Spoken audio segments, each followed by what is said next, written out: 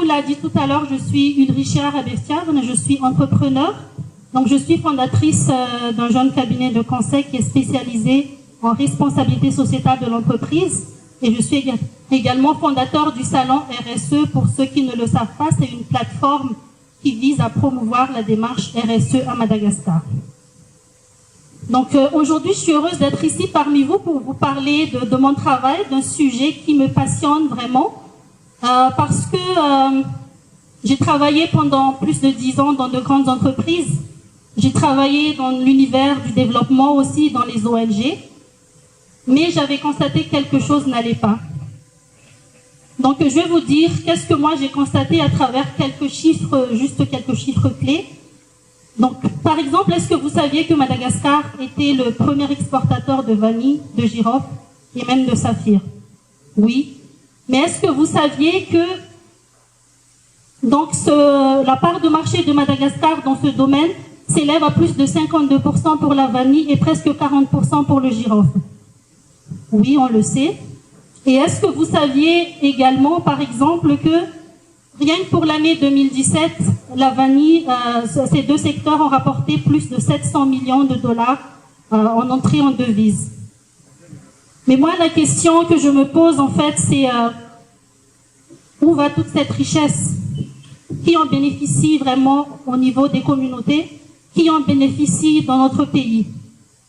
Donc, c'est par rapport à cette question que j'ai commencé à faire quelques analyses et puis moi j'ai vu, donc là c'est juste pour citer le secteur de l'agro-industrie, mais si nous allons parler aussi du secteur minier par exemple, les recettes fiscales en termes de recettes secteur minier à Madagascar s'élèvent à 14%, mais il y a aussi donc 600 millions de dollars générés par an. Alors la question que moi je me suis posée, comme je l'avais dit tout à l'heure, où va cette richesse?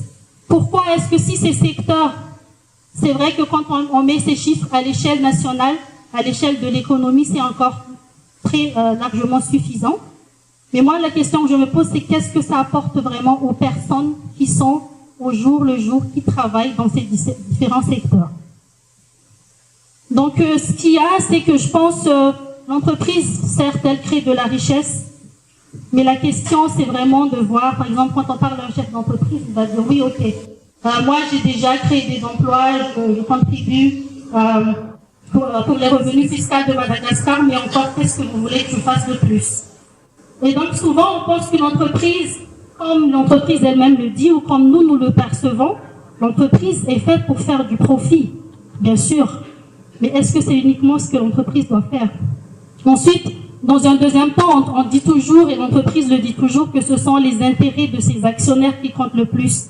Et notre intérêt alors, et l'intérêt de travailleurs, et l'intérêt des paysans qui travaillent au quotidien pour faire en sorte que nous puissions produire, par exemple, cette quantité de vanille ou vraiment d'exploiter le saphir sur le plan mondial tous les jours. Qu'est-ce que ça leur apporte?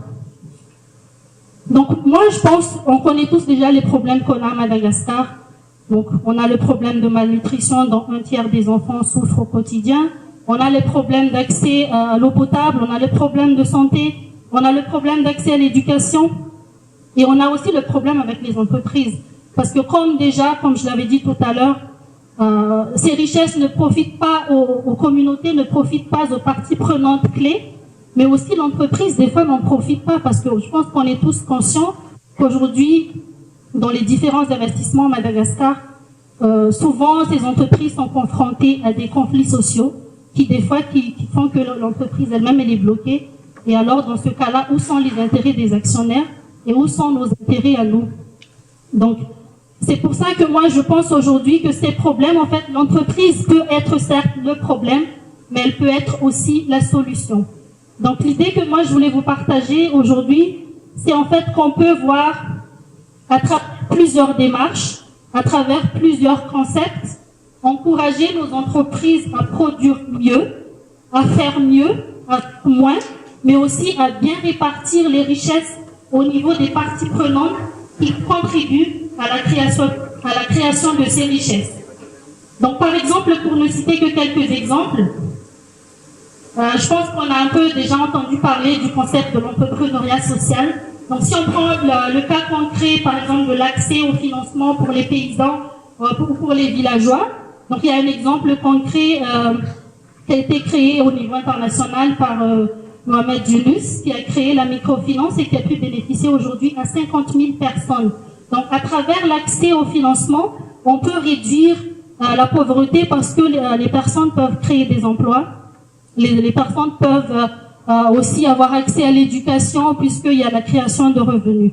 Après, il y a une démarche que moi, que je pense, comme j'avais dit tout à l'heure, c'est un peu le fondement de mon entreprise, c'est de promouvoir la démarche RSE. La RSE, c'est quoi?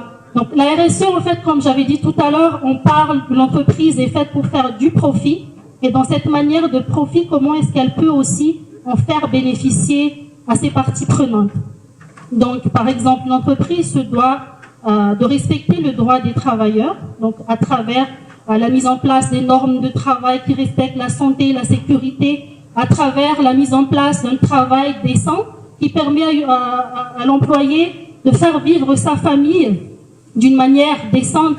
Mais aussi l'entreprise se doit de considérer les attentes des communautés dans lesquelles elle est implantée.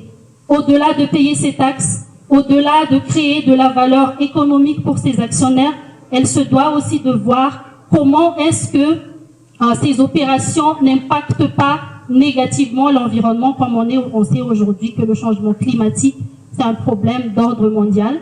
Donc l'entreprise aussi a le devoir et la responsabilité donc de voir comment est-ce qu'elle peut réduire ses impacts sur le climat. Ensuite, j'avais parlé tout à l'heure d'une répartition des richesses. Il y a une démarche aussi que l'on peut envisager et qui commence déjà à prendre de l'ampleur à Madagascar, c'est le commerce équitable. Donc quand je parle de la vanille, donc par exemple, entre le producteur, celui qui produit la vanille dans les champs, et au marché mondial, quelle est la différence de prix? Est-ce que la répartition des revenus est vraiment équitable? À qui profite vraiment cette ressource revenue? Donc il y a ça aussi que nous on peut voir comment développer ça sur le futur. Je pense qu'il y a encore d'autres modèles qui sont importants, mais ce que je voulais surtout vous dire aujourd'hui, c'est qu'il est important pour nous de voir notre manière de produire. Mais pour qu'on pour qu'on puisse arriver à ce que les entreprises produisent d'une autre manière, je voulais aussi parler du rôle que nous avions en tant que consommateurs.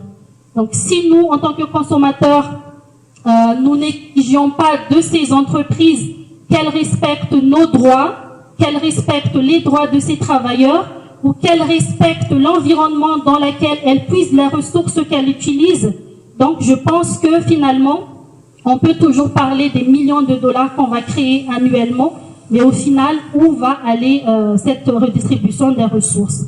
Donc voilà quelques idées que je tenais à vous parler aujourd'hui.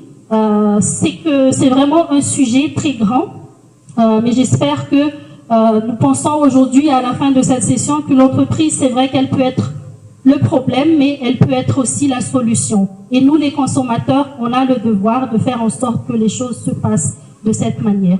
Je vous remercie.